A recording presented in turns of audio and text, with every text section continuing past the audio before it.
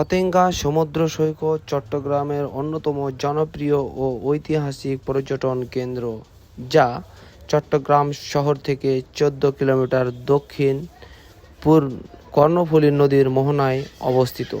এটি হাজার বছরের বেশি সময় ধরে পর্তুগিজ, ব্রিটিশ ও রোমান ব্যবসায়ীদের যাতায়াতের সুপরিচিত প্রবেশদ্বার হিসাবে পরিচিত।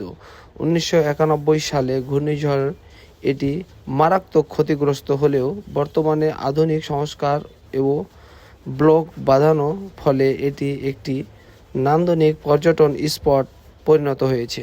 ঐতিহাসিক গুরুত্ব: হাজার হাজার বছর ধরে পতেঙ্গা একটি গুরুত্বপূর্ণ নৌপথ এবং বাণিজ্যিক প্রবেশদ্বার হিসেবে ব্যবহৃত হয়ে আসছে।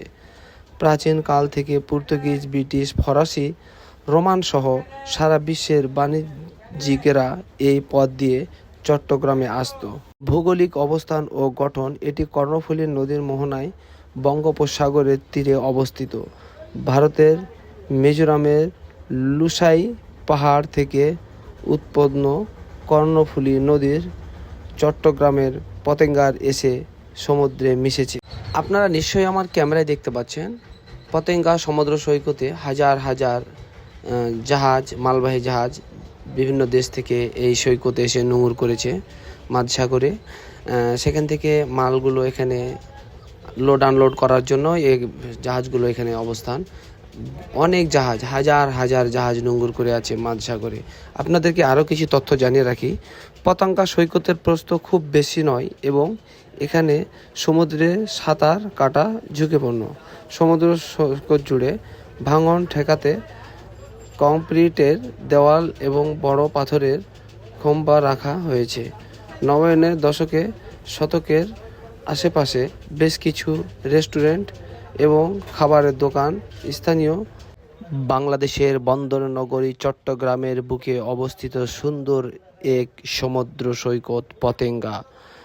সমুদ্রের গর্জন, ঠান্ডা বাতাস আর সূর্যাস্তের অপূর্ব দৃশ্য প্রতিদিন হাজারো পর্যটককে টেনে আনে এখানে এসে স্পিডবোট ভ্রমণ, মজাদার সামুদ্রিক খাবার আর পরিবার নিয়ে সুন্দর সময় কাটানোর সুযোগ। দিনের শেষে লাল সূর্য আলো যখন সমুদ্রের জলে মিশে যায়, তখন পতেঙ্গা হয়ে ওঠে আরও মোহনীয়। আপনাদের সুবিধার্থে জানিয়ে রাখি, আমি ২০১১ সালে যখন এখানে আসছিলাম, এত উন্নত ছিল না, এত হোটেল, রেস্টুরেন্ট এবং এত সৌন্দর্য ফুটিয়ে তোলা ছিল না। এখন এই জায়গাটা অনেক উন্নত। এখানে এসে বসে আপনি সাগরের হাওয়া খেতে পারবেন। এখানে বসে আপনি পুরো সাগরটাকে উপভোগ করতে পারবেন।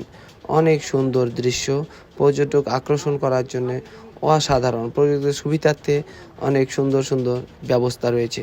অবশ্যই সময় পেলে একবার ঘুরে যাবেন এই পতেঙ্গা সমুদ্র সৈকত। এক সময় প্রাকৃতিক বন্দর চট্টগ্রামের খ্যাতি প্রাচীন গ্রিসেও পৌঁছেছিল। সময়ের স্রোতে এই বন্দরের খ্যাতি ছড়িয়েছিল আবিষ্কৃত পৃথিবীর সব প্রান্তে।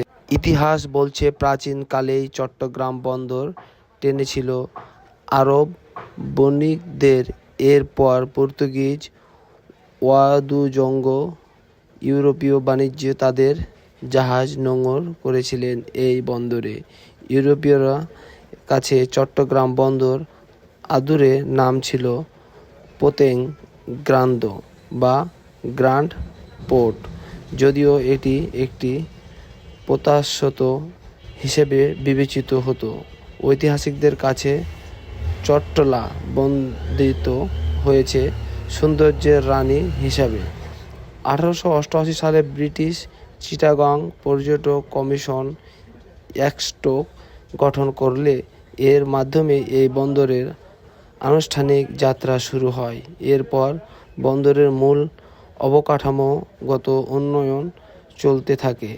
সে সময় ইংরেজদের আসাম বেঙ্গল রেলওয়ে কোম্পানি চট্টগ্রাম বন্দরকে মাথায় রেখে তৎকালীন পূর্ব বাংলার দক্ষিণ পূর্ব অংশে রেলপথ সম্প্রসারণের কাজ শুরু করে। ১৮৯৯ সালে আসাম বেঙ্গল রেলওয়ে কোম্পানি চট্টগ্রাম বন্দরে স্থায়ী জেটি তৈরি করে। সেই বছরে জুনে এই জেটিতে প্রথম বাম-চালিত জাহাজ স্যার রটার্স ফার্নিস ভিড়ে। পরবর্তী কয়েক বছরে সেই প্রতিষ্ঠানটি বন্দরে আরও 3টি জেটি তৈরি করে। এখনকার চট্টগ্রাম বন্দরের টার্মিনালের ভেতরে ঘুরে বেড়ানোর সুযোগ পেলেই দেখা যাবে যান্ত্রিক সভ্যতার এক বিস্ময়কর জগৎ।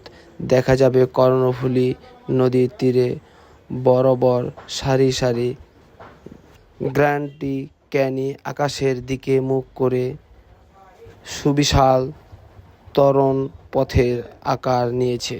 এই ক্রেনগুলো বিশাল বাহু দিয়ে আলতো করে জাহাজের ডেক থেকে তুলে আনছে কন্টেনারগুলো।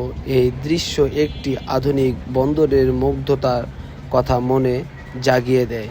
যদি জোয়ারের সময় আসেন তাহলে দেখতে পাবেন বিশাল আকৃতির জাহাজের তীরে আসার অপূর্ব দৃশ্য। বন্দরে 13 কন্টেনার জেটি বেশিরভাগই দিনরাত ব্যস্ত থাকে। এখানে প্রতিদিন গড়ে প্রায় 8,000 টিউ কন্টেনার উঠানো নামানো হয়।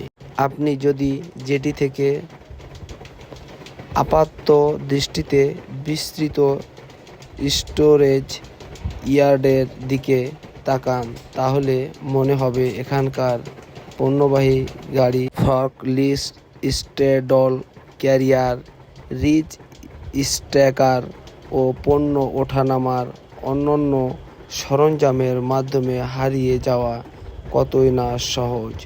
বন্দরের ইয়ার্ডগুলোর প্রায় 4,000 একক টিউ ও কন্টেনার মজুদ থাকে। এর মধ্যে প্রতিদিন বন্দর থেকে 5,000 টিউ কন্টেনারের বেশি পণ্য খালাস করা হয়। বাংলাদেশের প্রধান সমুদ্র বন্দর চট্টগ্রাম দিয়ে অন্যান্য দেশের সঙ্গে বার্ষিক $125 বিলিয়ন বাণিজ্যিক আয় 90% পরিচালিত হয়। বর্তমানে এটি বিশ্বের 67তম ব্যস্ততম কন্টেনার বন্দর। 2022 সালে এই বন্দর দিয়ে 31,40,000 টিউ কন্টেনার পরিচালনা করা হয়। কিন্তু 5 দশক আগে চিত্রটি একেবারেই ভিন্ন ছিল। এখন এখানে কন্টেনারবাহী পণ্য পরিচালনার মতো অবস্থা ছিল না। 1977 সালে 22 মার্চ বন্দর